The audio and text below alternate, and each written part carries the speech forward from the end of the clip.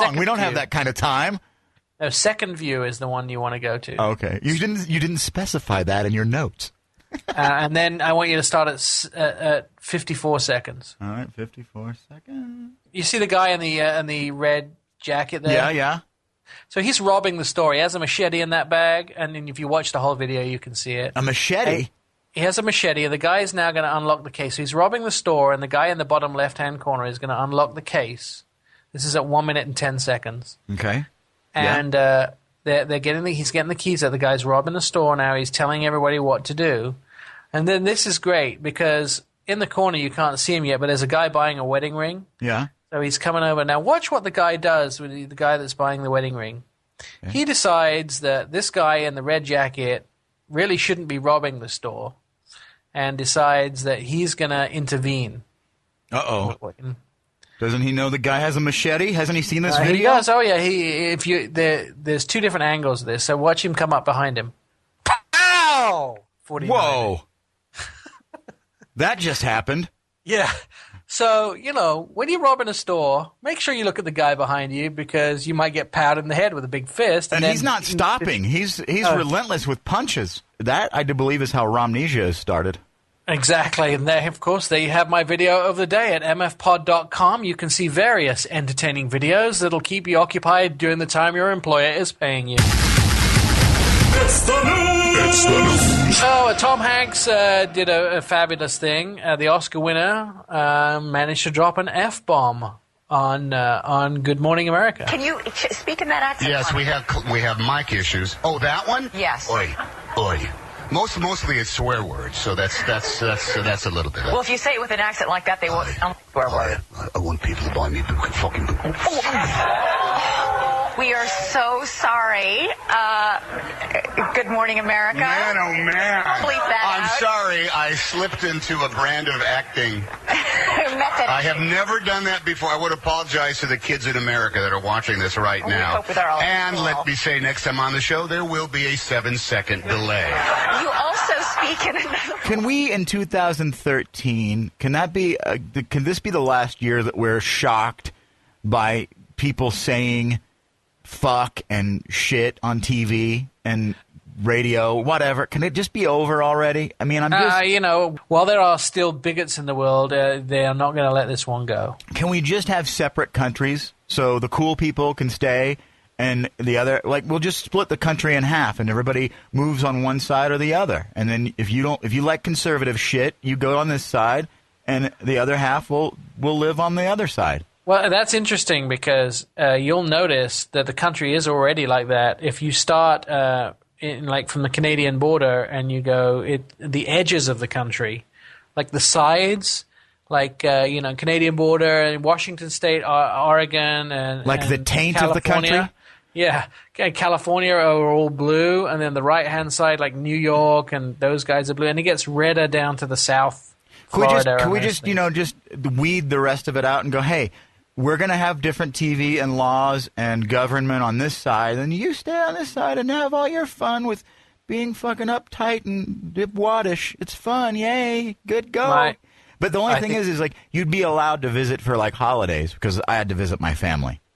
Right. But other than that, I am on the fucking side of cool people. It doesn't bother me inappropriateness on... People who are anti-gay can fucking go to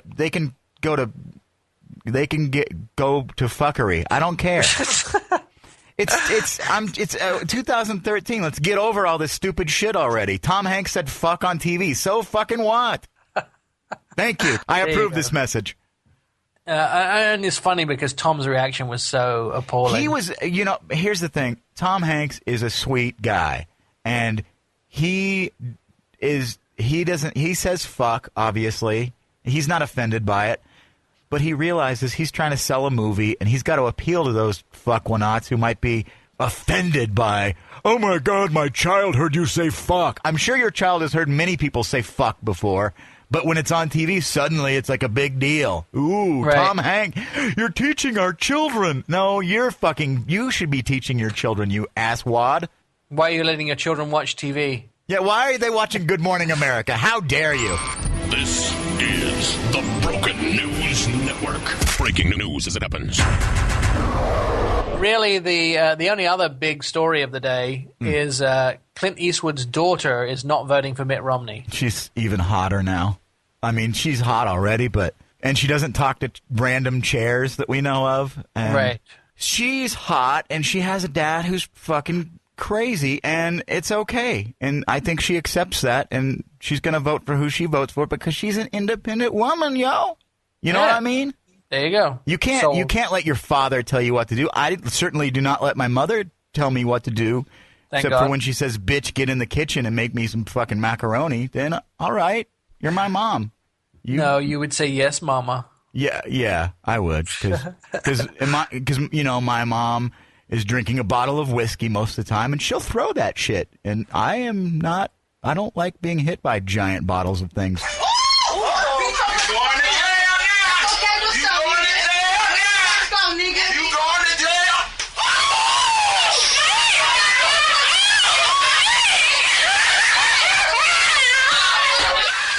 It's the end of the world as we know it, and I feel fine. This is probably my favorite Christmas item that is just Sunbeam Pets have just come up with. And it's like the George Foreman grill, but it makes dog biscuits. It's the George Foreman doggy grill. Pow! Knock you out with flavor. All you do is you get your batter and you put it in there and you shut it and then you open it up and there you have 4 little dog treats and you can glaze them and it shows that they're frosted and stuff. Is that? Yeah. Do they have dog frosting? Yeah, it's made out of yogurt. Vomit. Oh, I mean, yum. Taste the deliciousness of the fucking flavors. Yeah, it is mildly delicious.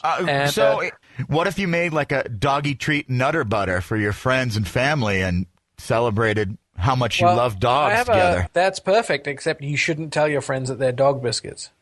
The 2 funniest episodes I've ever had with those is we went to a dog store once and bought they have the bulk items and they had like yogurt covered dog biscuits, so they were white. And we bought a bag full of them home and the dogs loved them. We had them on the kitchen table and my roommate's aunt came over and she said, what were those delicious treats you had out on the table? I've eaten 5 of them already. And we were like, they're actually the dog's biscuits. She's somebody has to, because remember they used to have those pet commercials, the pet food commercials where they'd say, it's delicious, and you're like, how the fuck does someone know that? Well, funnily enough, Lowell will always taste stuff to make sure it tastes delicious. But, right. But we actually, I've had a couple of dogs pass away on me through illness, and so I feed my dogs very healthily, and they get a high-quality dry dog food, and then they also get, we cook up organic chicken and with vegetables, and then we deliver that, like a couple of spoonfuls with their dry dog food. The funniest dog food story I ever had is, and I'm not sure you've ever met him, but we have a male house cleaner that comes in once every 2 weeks to help us with the oh yeah, Bobby Tumbleweed. Bobby Tumbleweed. I love Bobby Tumbleweed. He's a funny guy. And Bobby Tumbleweed came in to clean the house, and part of the deal is, initially when we lived in the old house, it was so hard to get to. We would pick him up and bring him to the house. We would take him home, and we would give him dinner and and give him a sponge bath.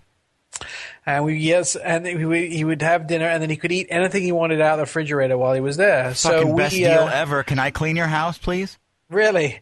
So we did that, and one day he came back, and like the first couple of weeks he worked for us, he said, I really didn't like that meat you had in the fridge. And I was like, you mean the dog food?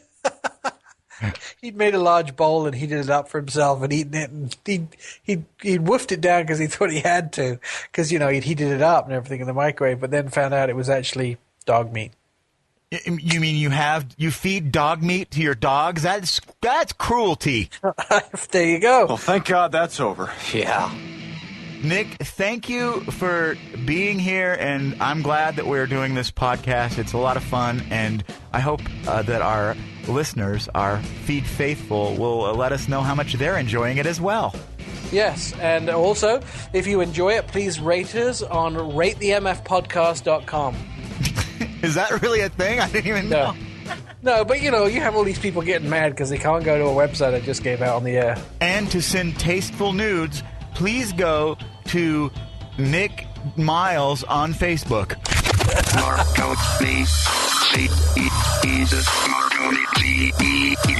Whatever baby's mama that was involved would be like, you gotta have a gate. Make sure they have floaties on it all the time. So that's why I'm not getting married or getting someone pregnant.